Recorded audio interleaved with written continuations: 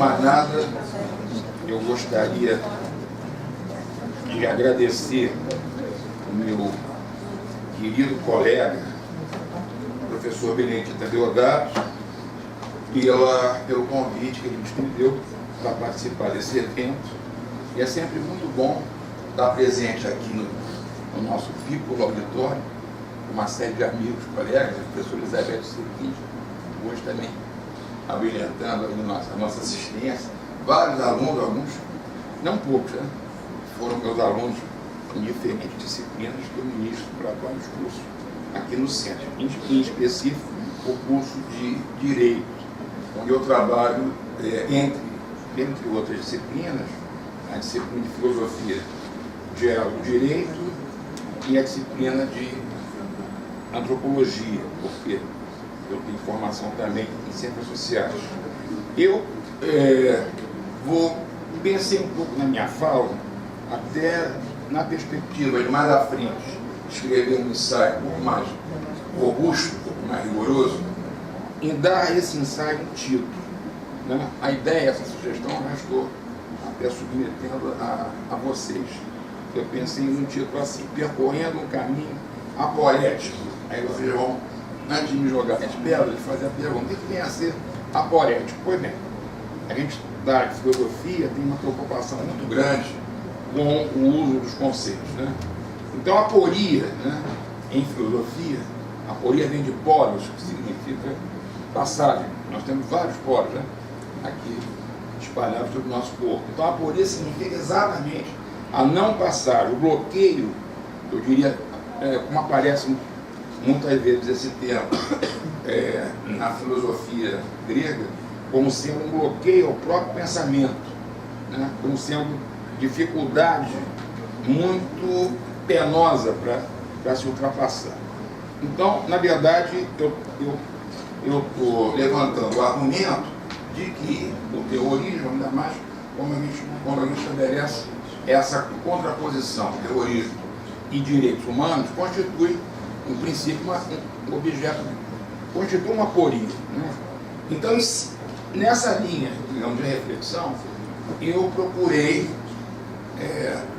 nas poucas semanas de intervalo entre o convite do Benedito e o presente momento, retomar a leitura, o diálogo com alguns autores que eu já venho trabalhando, alguns até em estudos sobre a ética do Ubuntu, pensando a ética do Ubuntu, que contém certamente um potencial contra qualquer adesão ao terror, que, enfim, infelizmente, aparece também como objeto de sedução para muitos jovens, muitas pessoas até, em vários países do Ocidente, que acabam aderindo, em princípio, a algumas organizações terroristas.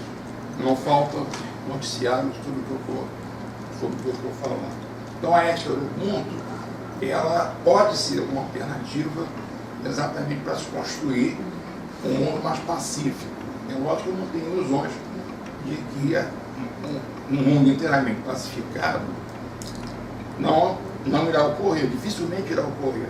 Mas a gente tem que perseguir algumas utopias. Uma delas seria, pelo menos, se conseguir criar, aprofundar uma nova cultura de tolerância.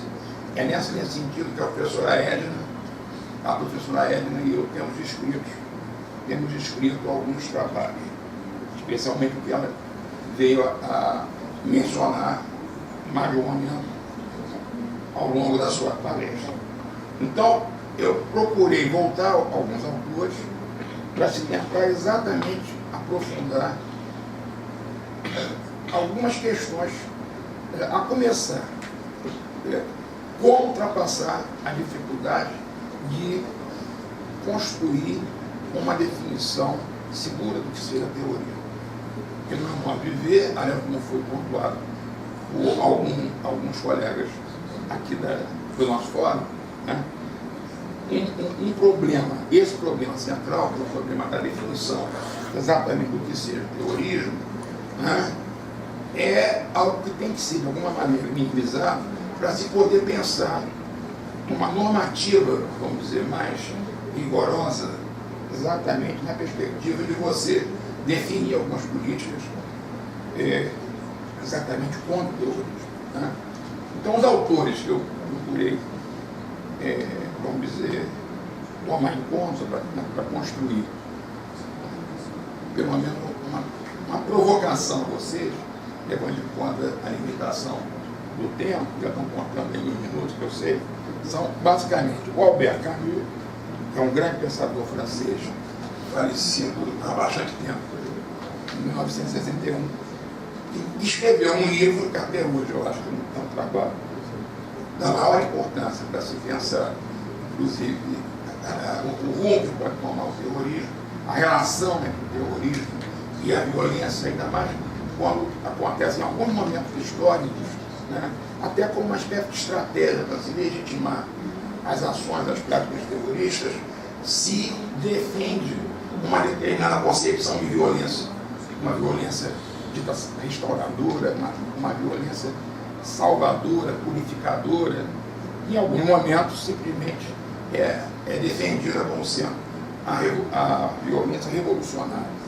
E o próprio Albert Camus, que veio a falecer em 1961, nos anos 50, quando ele veio escrever esse livro, Um Amigo Terror, ele estava assistindo a situações bastante graves na França, envolvendo os integrantes da Frente de Libertação Nacional argelina. É um momento exatamente nesse contexto, digamos, pós-colonial, de descolonização, é um momento em que os argelinos estavam em voltas exatamente com o movimento de independência, de autonomia, em relação à sua antiga metrópole, né? E ela está a França. Então, um outro autor que eu elegi, que muita gente aqui conhece, que é o Jean-Georges Gadamer, que é um pensador importante, né? Gadamer, né? O Gadamer, eu não vou falar muito tal do Gadamer, só registrar que ele, com mais de 100 anos, esse 61, ele veio a publicar um artigo no calor da hora, por assim dizer, em 2001, exatamente poucas semanas após o ataque às Torres Gêmeas, né, em Nova York. E ele veio a lançar algumas reflexões muito interessantes que eu vou rapidamente comentar. Além desses dois autores, eu também levei em conta um autor que hoje está virando uma espécie de vedete no mundo acadêmico brasileiro, que é o Slavoj Žižek, que é um pensador estoniano que tem um diálogo muito rico, eu diria até interessante, com o campo do marxismo. O Žižek tem feito reflexões muito oportunas, no meu modo de ver, procurando mostrar que no nosso momento histórico nós estamos lidando, vamos dizer, com uma avaliação peculiar e até, eu diria, mais do que complexa de terrorismo, que é aquela conexão entre o terrorismo e o fundamentalismo, especificamente o fundamentalismo religioso. E, por último, um autor que a professora Ana Raquel e eu trabalhamos muito nos ensaios sobre a ética do mundo, que é o Michael Walzer, que é um grande defensor dessa nova cultura de tolerância que a gente pretende que um dia se consolide, né, em todos os lugares, para começar pelo nosso país. Justamente o Michael Walzer, ele nos alerta para os riscos e os impasses que nós podemos enfrentar em qualquer esforço de compreender o fenômeno do terrorismo. Ainda mais quando se assume a posição que ele muitas vezes combateu de se desculpar do terrorismo. É um dos pontos que o Walzer tem mais, vamos dizer, questionado, exatamente, ele chama as desculpas, que muitas vezes são apresentadas por determinados intelectuais, especialmente alguns intelectuais norte-americanos, em relação ao terrorismo.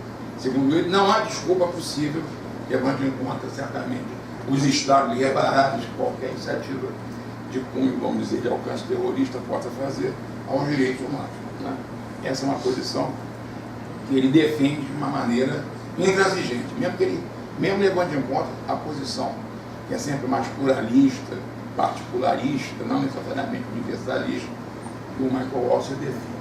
Então, todos os autores que eu mencionei rapidamente, o Camus, o Gadamer, o Zizek e o Walzer, eles convergem para um ponto básico.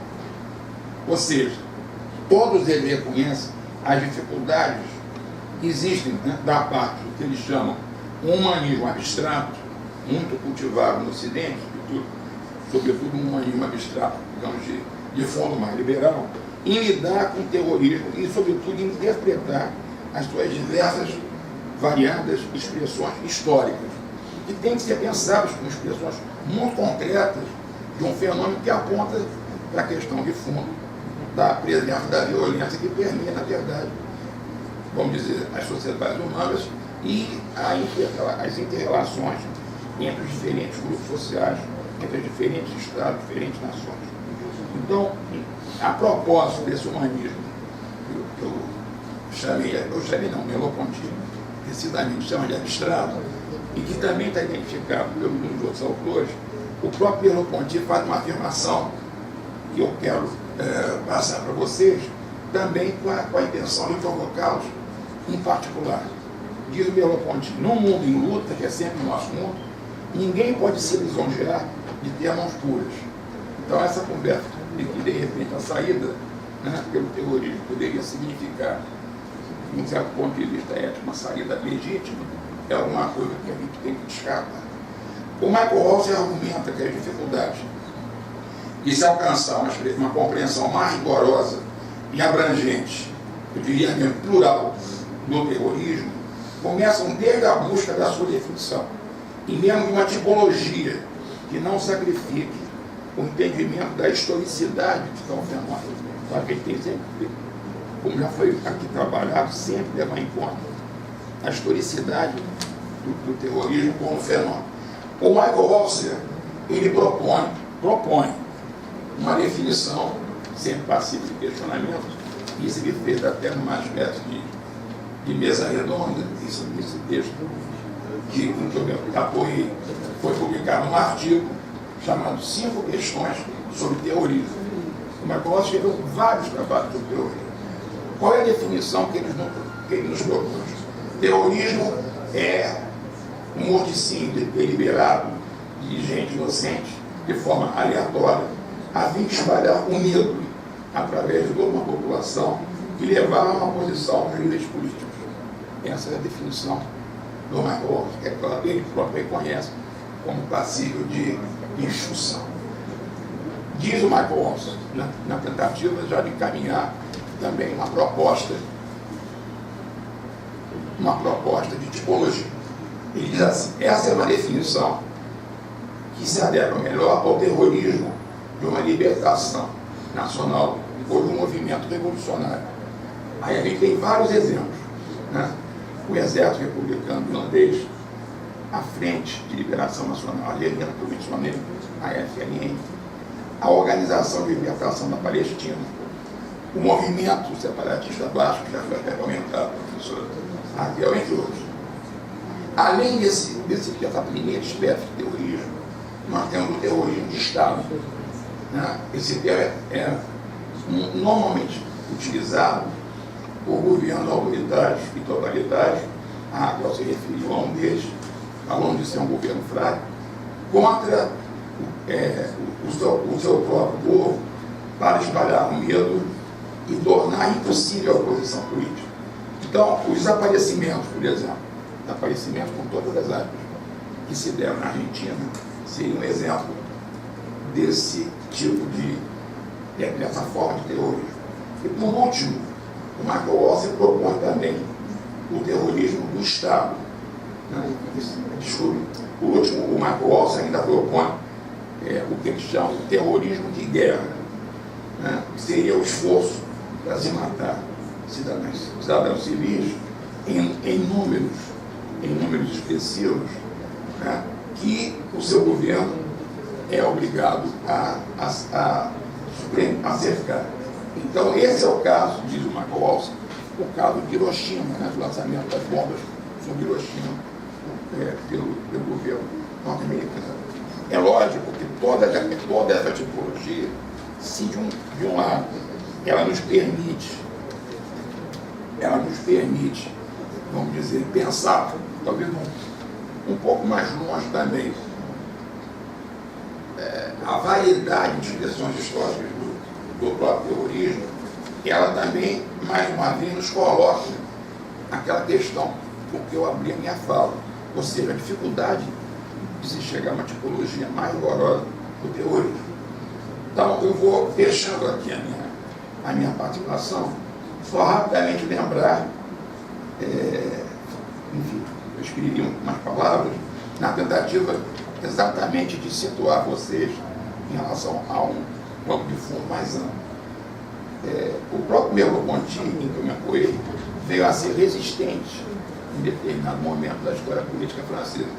E eu me lembrei logo do filme Diplomacia, que está em cartaz, dirigido pelo Victor Schlendorf, um grande diretor alemão. Há um momento do filme em que o tal comandante teve a ordem por parte do Hitler simplesmente de destruir, de bombardear Paris. Ele manifesta para o embaixador sueco, com quem ele dialoga durante o decorrer de toda a ação do filme, ele não está aguentando mais a presença dos terroristas. Justamente os terroristas são os integrantes da resistência francesa. Então há uma dificuldade, muitas vezes, nesse esforço de se compreender o fenômeno do terrorismo, da gente melhor interpretar exatamente as diferentes percepções, né, que os diferentes lados podem ter desse fenômeno.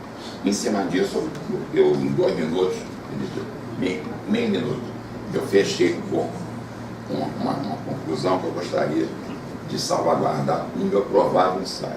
Aí eu digo que eu coloquei o seguinte: a vida coletiva é sempre marcada por uma intensa, incessante rivalidade. Ou estamos nos submetendo à coação de alguém, ou estamos exercendo coação sobre alguém.